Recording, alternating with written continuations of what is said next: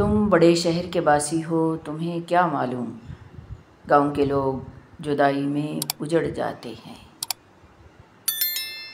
زندگی نے یہ سکھایا ہے کہ ہماری خامیوں سے زیادہ ہماری خوبیوں کی وجہ سے ہمیں ناپسند کیا جاتا ہے۔ کچھ درد چاہ کر بھی تحریر میں نہیں لائے جا سکتے، چاہے لاکھ جتن کر لیے جائیں، مگر یہ جو لکھاری کا قلم ہوتا ہے نا، یہ ہر درد کا بوجھ نہیں اٹھا سکتا۔ اس کے لیے دل کی ضرورت پیش آتی ہے۔ کچھ غم سینے میں دفن ہونے کے لیے پیدا ہوتے ہیں، ان کا مداوع نہیں ہو سکتا۔ نبی کریم صلی اللہ علیہ وآلہ وسلم نے اس بات سے منع فرمایا ہے کہ قبریں پختہ کی جائیں، ان پر لکھا جائے، ان پر عمارت بنائی جائے اور انہیں روندا جائے۔ بعض اہل علم نے قبروں پر مٹی ڈالنے کی اجازت دی ہے، انہی میں سے حسن بصری بھی ہیں۔ امام شافعی رحمۃ اللہ علیہ کہتے ہیں کہ قبروں پر مٹی ڈالنے میں کوئی حرج نہیں ہے۔ جامعہ ترمذی حدیث نمبر ہے 1052۔ امام ترمذی کہتے ہیں یہ حدیث حسن صحیح ہے۔ کسی کی اصلیت کا سامنے آ جانا بھی اللہ تعالیٰ کی بہت بڑی نعمت ہے۔ زندگی میں سب کچھ حاصل نہیں ہوتا، کسی کا کاش اور کسی کا اگر رہ ہی جاتا ہے۔ ایسی میز پر بیٹھیں جہاں کائنات، خدا، ترقی، پیسہ، خواب اور اہداف کے بارے میں بات ہو، نہ کہ لوگوں کے بارے میں۔ انتظار کی اذیت کے بعد ہی تو یعقوب علیہ السلام کو یوسف علیہ السلام سے ملوایا گیا تھا۔ جسے سزا سمجھ رہے ہو، اس دیری میں تمہارے لیے بہتری چھپی ہے انشاءاللہ۔ امید یار، نظر کا مزاج، درد کا رنگ، تم آج کچھ بھی نہ پوچھو کہ دل اداس بہت ہے۔ فیض احمد فیض۔ میں اس کا ذمہ دار ہوں جو میں نے کہا ہے، اس کا نہیں جو آپ سمجھے ہیں۔ مضبوط دلوں میں سب سے زیادہ داغ ہوتے ہیں۔ ہر چیز ہمیں ملنے کی نہیں ہوتی، کچھ چیزیں خوبصورت دھوکہ اور بدترین شر ہوتی ہیں۔ کسی چیز کے نہ ملنے پر اللہ کریم سے بدگمان نہیں ہونا چاہیے۔ زبانوں کے پیچھے مت چلو، کوئی تمہیں ایسی کہانی نہیں سنائے گا جس میں وہ خود غدار ہو۔ لوگ تین ہی صورتوں میں اپنی اصلیت ظاہر کرتے ہیں: جب ان کا مطلب پورا ہو جائے، یا وہ سمجھ جائیں کہ ان کا مطلب پورا نہیں ہو سکتا، یا ان کو آپ سے کوئی مطلب ہی۔ زندگی میں خوبصورت لوگوں سے زیادہ مخلص لوگوں کا ہونا ضروری ہے۔ زندگی آپ کو صرف ایک موقع دیتی ہے، یا تو آپ بھیڑیا بن کر بے خوف ہو جاؤ، یا پھر ہرن بن کر شکار ہو جاؤ۔ آسان زندگی کا انتظار نہ کریں، اسے اپنے پسینے سے خریدیں، اپنی دولت سے خود بنائیں۔ عقل نہ ہو تو 100 سیڑھیاں بھی کم ہیں۔ برائی کتنی بھی بڑی کیوں نہ ہو، پر اچھائی کے سامنے چھوٹی ہی ہوتی ہے۔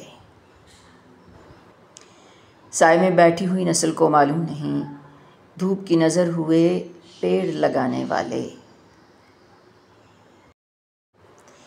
اگر دشمن راز جانتا ہے تو دوستوں میں منافق موجود ہیں۔ محمد الرسول اللہ صلی اللہ علیہ وآلہ وسلم سے عذاب قبر کے بارے میں دریافت کیا گیا تو فرمایا، ہاں، عذاب قبر حق ہے۔ حضرت عائشہ صدیقہ رضی اللہ عنہا نے بیان کیا کہ پھر میں نے کبھی ایسا نہیں دیکھا کہ آپ صلی اللہ علیہ وآلہ وسلم نے کوئی نماز پڑھی ہو اور اس میں عذاب قبر سے اللہ کی پناہ نہ مانگی ہو۔ یہ جو ہم ہیں خاموشیوں میں گمشدہ لوگ، پھولوں کی طرح کھلتے اگر آرزوؤں میں نہ الجھتے۔ ہم نے بھیڑیوں سے اعتماد، شیر سے ہمت، چیونٹی سے تعاون اور کتوں سے وفاداری سیکھی۔ سوال یہ ہے کہ انسان نے انسان سے کیا سیکھا؟ میرا رویہ آپ کے عمل کا نتیجہ ہے۔ اگر آپ کو میرا رویہ پسند نہیں تو اپنے آپ کو الزام دیں، مجھے نہیں۔ وقت رہتے سدھر جاؤ تو بہتر ہے، ورنہ وقت جب سکھانے پر آتا ہے تو نہ عزت بچتی ہے نہ ہی فرصت ملتی ہے۔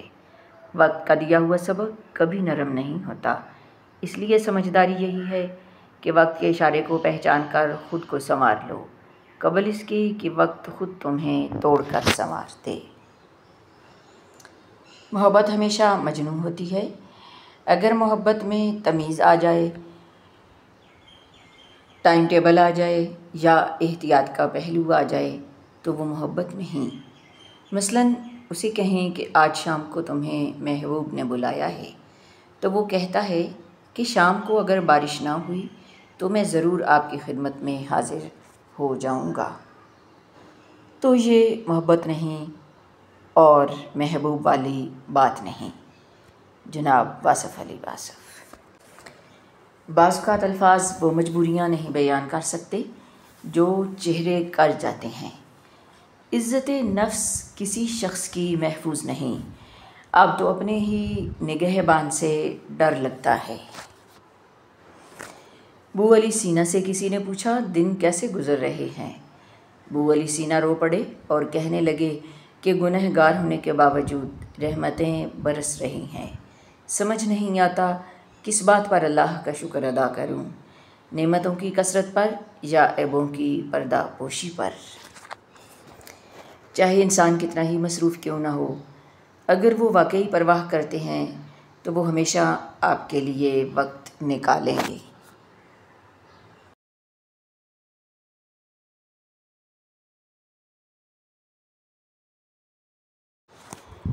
زندگی سے بے قدروں کو نکالنا مشکل ہوتا ہے لیکن ناممکن نہیں۔ بس ایک اصول اپنا لیں، جو لوگ آپ کی قدر نہیں کرتے آپ بھی ان کی قدر کرنا چھوڑ دیں، انہیں خاص سے عام کر دیں۔ خوش رہنے کے لیے اتنا ہی کافی ہے۔ شرک کے بعد بدترین گناہ اللہ کی مخلوق کو تکلیف پہنچانا ہے۔ الحدیث۔ جب نماز میں غلطی ہوتی ہے تو اللہ کریم نے سجدہ سہوا کرنے کو کہا ہے۔ غور تو کریں نماز میں یہ طریقہ کار ہمیں کیا سکھا رہا ہے۔ جب بھی غلط ہو تو قبول کرو اور سجدے میں چلے جاؤ، وہ مٹا دے گا تمہارے گناہ اور ان کو حسنات میں بدل دے گا انشاءاللہ العظیم۔ زندگی بہت آسان ہے مگر ہم بیکار کی ٹینشنوں میں اس کو ضائع کر دیتے ہیں۔ جن کے کندھے پر ذمہ داریاں ہوتی ہیں ان کو روٹھنے اور ٹوٹنے کا کوئی حق نہیں ہوتا۔ رشتہ خون کا ہو یا احساس کا ہو، کسی کو مجبور کر کے اپنی طرف متوجہ کرنا غلط ہے۔ چل کریں اور اپنے ساتھ رہنا سیکھیں، کسی مثبت کام میں جو آپ کی ذاتی دلچسپی کا باعث ہو کریں۔ اگر کسی انسان پہ گزرنے والی کیفیت اس کے دل کی بجائے اس کے ماتھے پر لکھ دی جاتی تو تم جن سے حسد کرتے ہو ان پر تمہیں رحم آتا۔